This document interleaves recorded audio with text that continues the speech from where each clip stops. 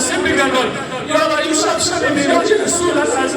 این شب حبیب من از تو رفته است.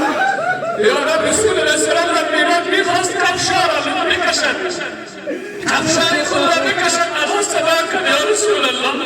یا حبیب من کفشت را نکش، نعلینت را نکش تا اینکه مزین شود از خاک کفش تو عرشی را. سبحان الله، این مقام در کجاست؟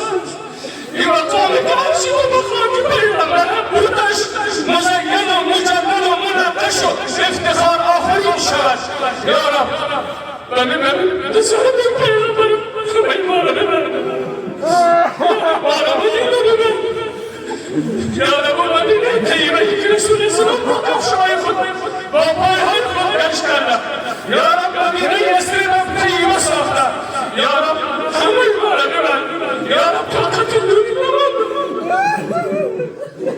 یا رب عرشی که بخاک با این پیغمبر مزین شد. یا رب پیشانی مرا بخاک مدینه سجده بکن.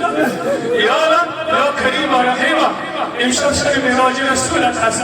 امشب شب تحفه بزرگی که نماز بود دادی. یا رب امشب شب تحفه بزرگ و محتاط و کمار نبستان بگردم. یا رب امشب برکتی پیغمبرم رفت نشد.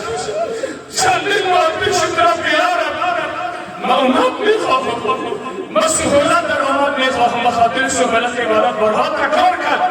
یا کریم و رحیم، ما را شفاعت همچون پیغمبر محروم نگردان.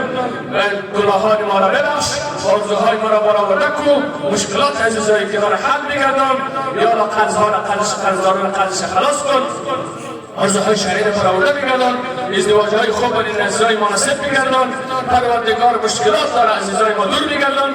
آن جوانی که در مرض خطرناک سرطان در کشور خارج به سر میبرد، مادرکش نگران است. یا رب ذاتی قوی هستی، از لطف و کرم و شفاخانه لطف خود او جوانی که جوان است مادرکش انتظار صحتمندیش است. یا رب شفای عاجل کامل مکمل نصیب همه مریضا و به او مادر و به او جوان نصیب بگردان. و صلی الله تعالی علی خیر خلقه و آله و سلم.